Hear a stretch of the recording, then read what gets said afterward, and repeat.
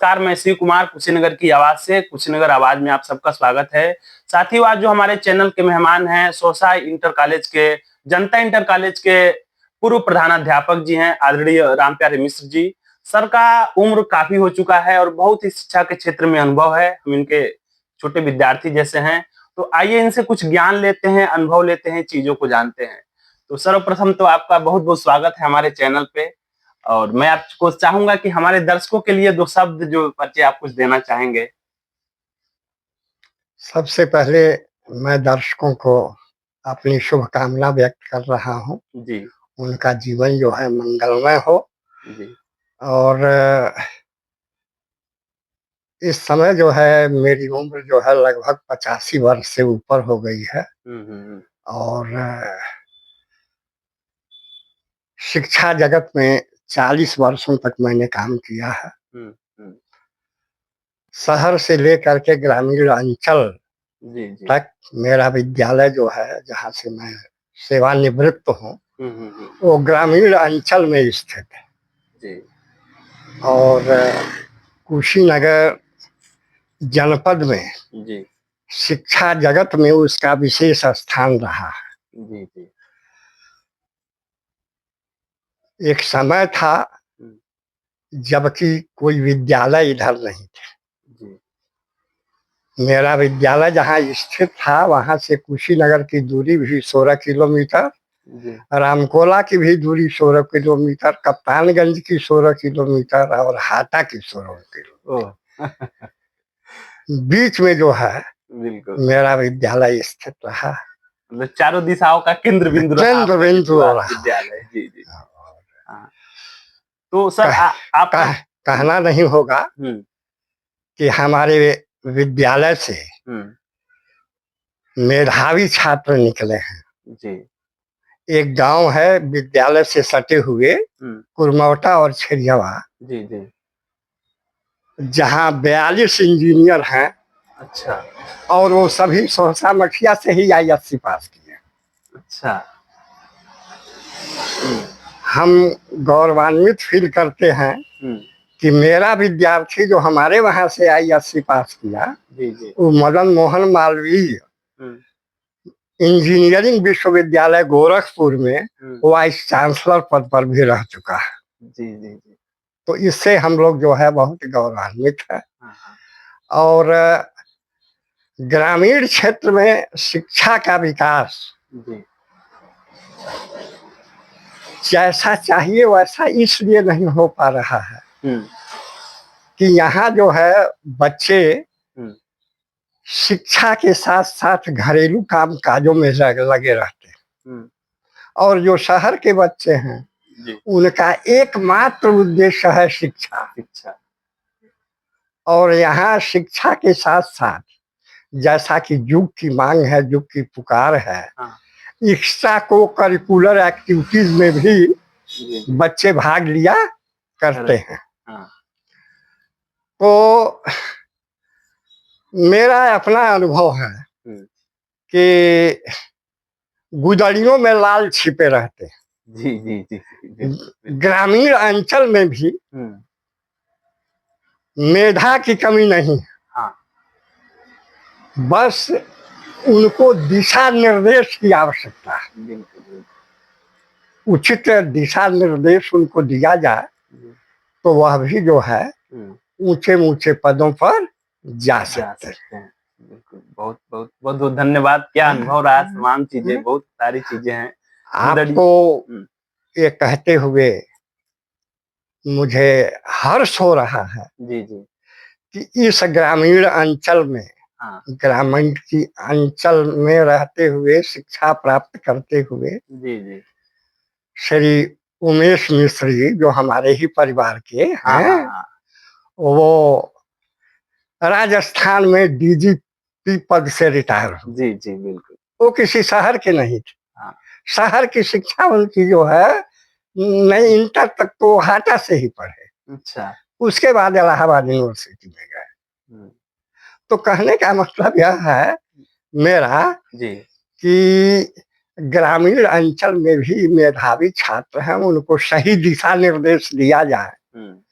तो वो बहुत आगे जा सकते हैं, बढ़ सकते हैं। आजकल शिक्षा प्राप्त करके बहुत से लोग बेकार घूम रहे हैं। ये बड़ी समस्या है। यह इतनी समस्या है कि न तो वो कृषि काम कर पा रहे हैं और न नौकरी पा रहे हैं। इससे जो है कुछ बुराइयां भी फैल रही।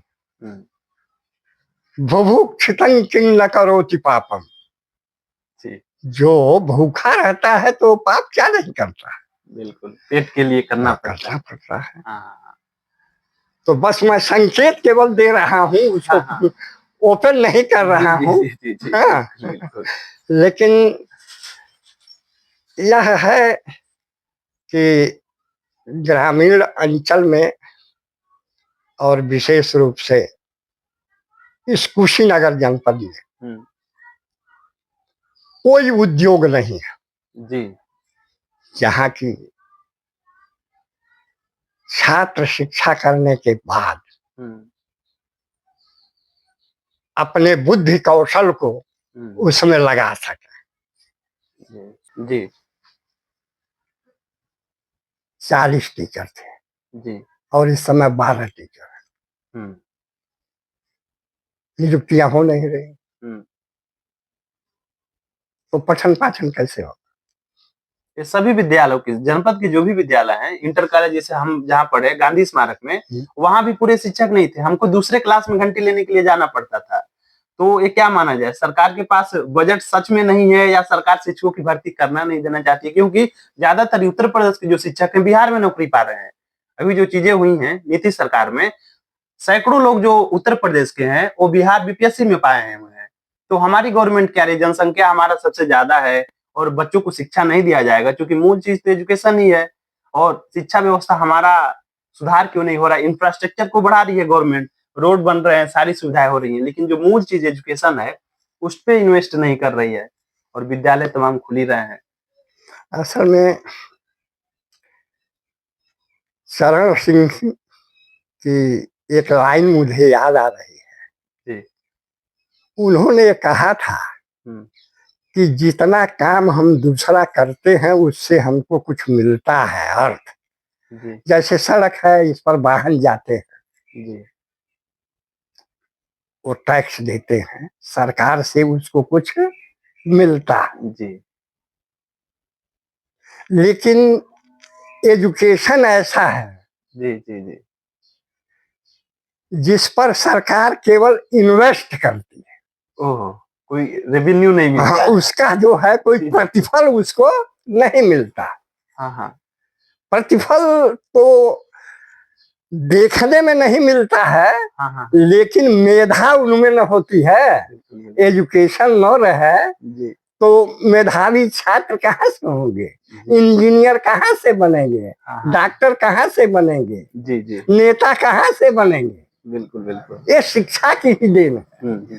तो उस समय जो है वो केवल अर्थ की बात सोच करके कि जितना भी और हम काम करते हैं तो उससे कुछ न कुछ जो है सरकार को अर्न होता है, सरकार को जाता है। लेकिन एजुकेशन डिपार्टमेंट ऐसा है जिसमें केवल इन्वेस्ट किया जाता है। इससे जो है अर्थ के रूप में कुछ मिलता नहीं है, उसको कुछ मिलता नहीं, मतलब सरकारी खजाने में चीजें नहीं जाती। सरकारी खजाने में। तो इसीलिए सरकार इस पे इन्वेस्ट नहीं कर रही है, ध्यान नहीं दे रही है। इसीलिए वो ध्यान नहीं दे रही है। ये तो मतलब ये तो खुलासा कर दिया आपने। तो सरकार के जो लोग हैं ये तो जनता को समझना चाहिए। ये बहुत बड़ी बात कही आपने, हर चीज से मिल रहा है लेकिन इससे चीजों को नहीं मिल रहा है, इसकी वजह से। और चूंकि सर जो सरकार में जो लोग हैं, जो सरकार चलाने वाले हैं, चाहे मुख्यमंत्री हो, उनके जो भी ऑफिसर्स हैं बनाने वाले हैं, वो भी तो शिक्षा लेकर के ही पहुंचे हुए। वो तो मैंने कहा ना, तो वो लोग ऐसा क्यों नहीं करते हैं? वो लोग जाने के बाद से सिस्टम में ऐसा मतलब चीजें क्यों नहीं करते हैं? देखिए आजकल अर्थ प्रधान युग है। जी जी, ये तो प्रेमचंद्र जी ने भी कहा है कि आर्थिक युग है। हाँ, तो अर्थ जिससे अर्न हो जी, सबका ध्यान उधर है जी। ऐसा नहीं है कि सबका, अरे कुछ लोग हैं भी, हाँ बिल्कुल। लेकिन आजकल तो सरकार बहुमत पर में चलती है जी। है? कि बहुमत जो है जैसे हो। जी जी। इसीलिए जो है डेमोक्रेसी की आलोचना होती है कि democracy is the government of fools, ये मूर्खों का शासन। इसके पीछे दो चीजें होती है जी। एक तो जो है, मान लीजिए कि कोई सरकार में 5 साल रहा और जनता का मूड हो गया तो सरकार चेंज हो गई, फिर नए लोग आ गए जो इमेच्योर है जी जी, और जिनका बार बार आता है वो अनुभव उनका। Yes yes. आप अभी जाएंगे विधानसभा में तो आपको तो सीखने में लग जाएगा। हाँ। आज जो सीख करके हैं तो इलेक्शन होगा जी, जनता का मूड जो है कहीं बदल गया तो उनकी सरकारें बदल गई जी जी जी, तो उनका अब अनुभव तो जो बेकार गया। हाँ। क्योंकि अगले सालों भी रहते तो कुछ और अपने अनुभव के आधार पर डेवलपमेंट की बात सोचते।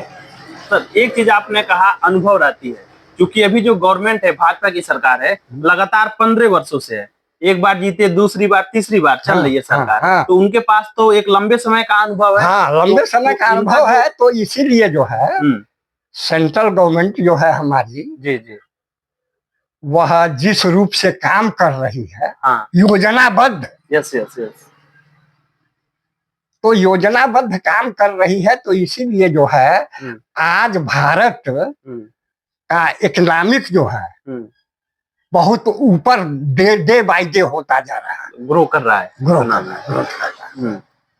और वही चेंज होता रहता जी जी, तो उस समय जो है यह डेवलपमेंट आपको देखने को नहीं मिलता। तो जैसे आपके समय में 40 वर्षों तक का अनुभव रहा है शिक्षा के क्षेत्र में, तो आपके समय में जो परिस्थितियां थी जब आप हमारे उम्र के थे इस देश में, और इस समय जो परिस्थितियां हैं, तो इसका मूल्यांकन आप कैसे करते हैं? क्या देश बढ़ा है, आगे परिवर्तन हुए हैं, चेंजेस हुए हैं? बहुत बढ़ा है। उस समय तो क्या था और क्या हो गया है यह जो है जी। आज जो यहाँ गाड़ियां दौड़ रही हैं, साइकिल नहीं दौड़ता था। अच्छा, साइकिल जो है हमारे उम्र में तो एक साइकिल खरीद के गांव में आई तो लोग देखने गए कि साइकिल कैसा होता है। अच्छा, और आजकल घर घर मोटरसाइकिल है। जी जी, हर गांव में जो है कार है, जीप है। तो उस समय की बात छोड़िए, इस समय जो है देश बहुत आगे चला गया। लेकिन इतनी चीजें आगे गई हैं, लेकिन हमारे कुछ रिपोर्ट हैं जो चीजें हैं वो कहती है पर कैपिटा जो इनकम है जो मासेस का, और देश में मास पॉवर्टी भी है, आगे तो देश बढ़ रहा है। और जैसे मान लीजिए अपना डेवलपिंग कंट्री है, चाइना वगैरह, अमेरिका है जो डेवलप विकसित देश है, अभी हम लोग विकासशील के श्रेणी में है। तो अभी कितना समय लगेगा? और इस जो मास पॉवर्टी है पहले की अपेक्षा कुछ तो घटी हुई है, हमारे जो इंडेक्स रेट है वो भी कुछ डाउन हुए हैं। निर्मला सीतारमण जी जो है कम से कम जो है 2 दशक लग जाएगा अभी